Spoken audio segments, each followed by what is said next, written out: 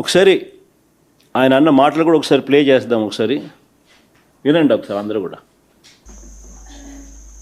Play చేయమా ఒకసారి. ప్రభుత్వ ఉద్యోగం ఇచ్చిన ఘనత ప్రజాప్రభుత్వం అధ్యక్ష.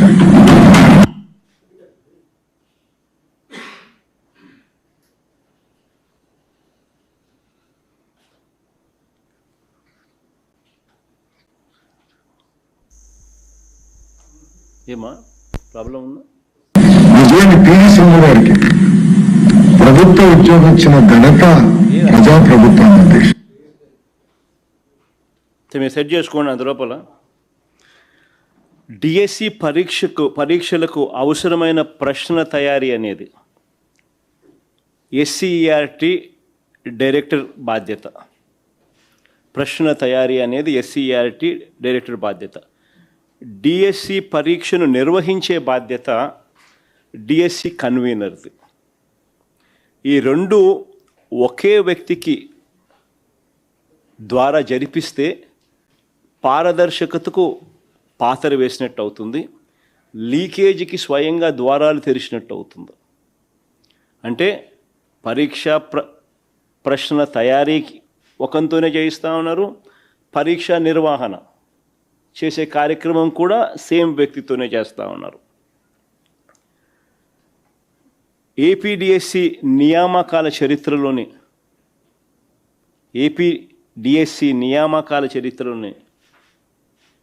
ఏపీపీఎస్సి నియామకాల చరిత్రలోనే ఈ రెండు బాధ్యతలు ఎప్పుడూ కూడా ఒకే వ్యక్తికి అప్పగించిన చరిత్ర ఆంధ్ర రాష్ట్రంలో ఇంతవరకు ఎప్పుడూ లేదు.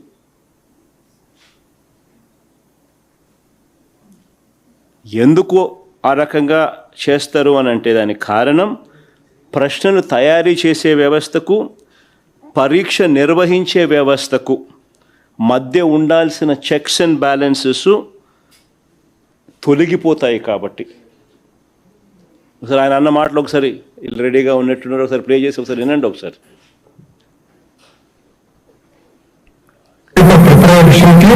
డిఎస్సి కన్వీనర్ అంటే ఎగ్జామినేషన్ కండక్ట్ చేసేవారు ఒకే ఆఫీసర్కి ఇచ్చారు అనేది మొదటి ఆరోపణ. అధ్యక్ష ఆంధ్ర రాష్ట్రంలో కానీ ఇతర రాష్ట్రాల్లో కూడా ఒకరికే ఇచ్చారు అధ్యక్ష. కొన్ని రాష్ట్రాల్లో ఇద్దరికి ఇచ్చారు, కొన్ని రాష్ట్రాల్లో ఒకరికే ఇచ్చారు అధ్యక్ష. మనం 148 రోజులు నిర్వహించాలి, చాలా టైట్ గా సిస్టమ్ నిర్వహించాలని ఒక వ్యక్తిని నియమించాం. అది ఎక్కడ చట్టంలో ఉల్లంఘన లేదు, ఎక్కడ చట్టంలో రాయలేదు, ఇద్దరు ఉండాలి అని ఎక్కడ చెప్పలేదు అధ్యక్ష. So there is no rule book for debate order and court కూడా ఈ విషయాన్ని అక్కడ జోక్యం తీసుకున్నాం అధ్యక్ష. క్లియర్ కట్గా ఆయన ఎంతకు ఆయనే ఒప్పుకున్నాడు కూడా. అంటే మొట్టమొదటిసారిగా ఆంధ్ర చరిత్రలో ఎప్పుడూ జరగంది ఇక్కడ ఈ రాష్ట్రంలో ఈయన ఎడ్యుకేషన్ మంత్రిగా ఉంటూ దీన్ని జరిగించినాడు. దీనివల్ల పరీక్షల ప్రశ్న తయారీ, పరీక్ష నిర్వహణ ఈ రెండు బాధ్యతలు ఒకే వ్యక్తి చేయడం వల్ల చెక్స్ అండ్ బ్యాలెన్సెస్ పూర్తిగా తొలగించడం జరిగింది. దీనివల్ల స్కామ్కు మొట్టమొదటగా బీజం పడడం జరిగింది. అందుకే సిబిఐ ఎంక్వైరీ అన్నది అడగడం జరుగుతూ ఉంది. ఒకే వ్యక్తి చేతిలో ఈ బాధ్యతలు ఎందుకు పెట్టారు?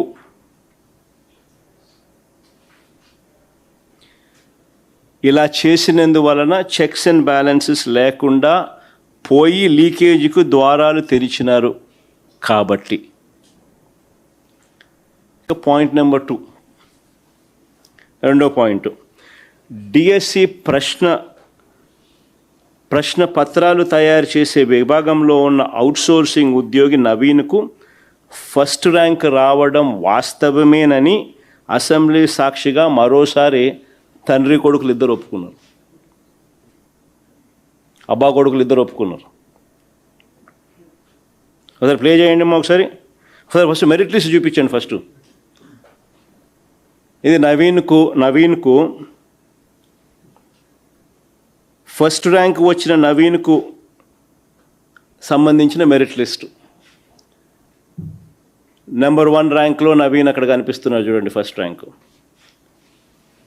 ఇదే నవీన్కు మళ్ళీ మెరిట్ లిస్ట్ మార్చేసి నవీన్ పేరు తీసేసిన సెకండ్ మెరిట్ లిస్ట్ ఒకసారి చూపించండి.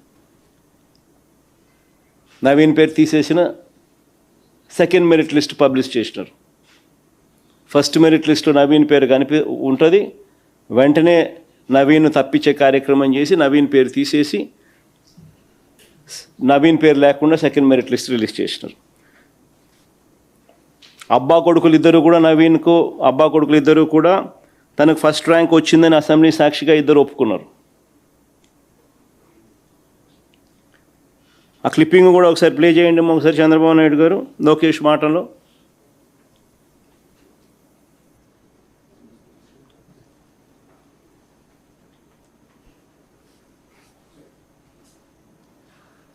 క్వశ్చన్ పేపర్ ప్రిపరేషన్ లో ఉన్నాడు, అతను ఫస్ట్ ర్యాంక్ వచ్చింది అని వాళ్ళు ఆరోపణ చేశారు. అతనికి కాల్ లెటర్ వెళ్ళింది, అతని సర్టిఫికేట్ వెరిఫికేషన్ కి అతను రాలేదు. సర్టిఫికేట్ వెరిఫికేషన్ రాకపోతే ఆటోమేటిక్లీ డిస్క్వాలిఫైడ్. ఎవరికో ర్యాంక్ ఒకటి వచ్చింది, అతను ర్యాంక్ ఒకటి వస్తే ఎవరు కనుక్కున్నాం ఏంటి ఎట్లా వచ్చింది వెరిఫికేషన్ రాలేదు. వెరిఫికేషన్ రాకపోతే వాళ్ళు వచ్చిన వాడికి అనుకుంటే అంటారు. ఇద్దరు అబ్బా కొడుకులు ఇద్దరు కూడా ఒప్పుకున్నారు ఆయన ఫస్ట్ ర్యాంక్ వచ్చిందని. ఇద్దరు అబ్బా కొడుకులు ఇద్దరు అసెంబ్లీ సాక్షిగా ఇద్దరు ఒప్పుకున్నారు కూడా. మరి నేను అడుగుతాను, మరి ఫస్ట్ ర్యాంక్ వచ్చిన ఈ నవీన్కు ఉద్యోగం ఎందుకు ఇవ్వలేదు? ఫస్ట్ ర్యాంక్ వచ్చిన ఈ నవీన్కు ఉద్యోగం ఎందుకు ఇవ్వలేదు? ఫస్ట్ మెరిట్ లిస్ట్లో నవీన్ పేరు ఉంది, ఆ తర్వాత మళ్ళీ దీన్ని మార్చి నవీన్ పేరు తీసేసి సెకండ్ మెరిట్ లిస్ట్లో నవీన్ పేరు లేకుండా సెకండ్ మెరిట్ లిస్ట్ ఎందుకు రిలీజ్ చేసినారు?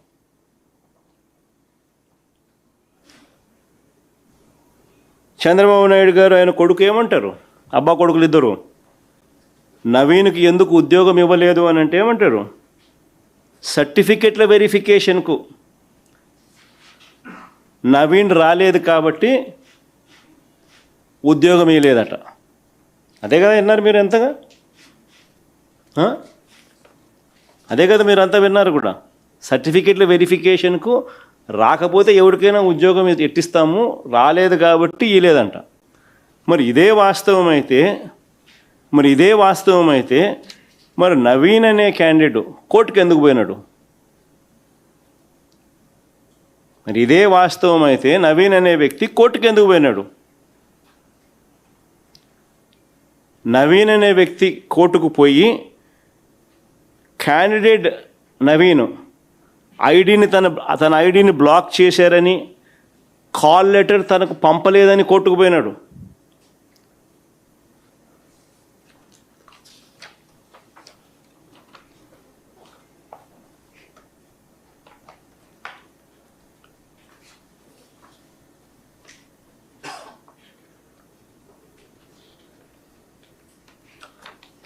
నెక్స్ట్ పేజ్ అమ్మా.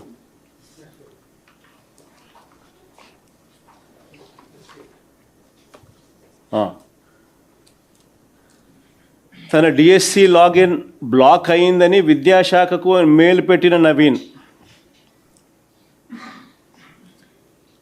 I'm Naveen mega DSC so and so login is not login from 26/8/2025 to till now 3/9/2025, so I could not receive the call letter.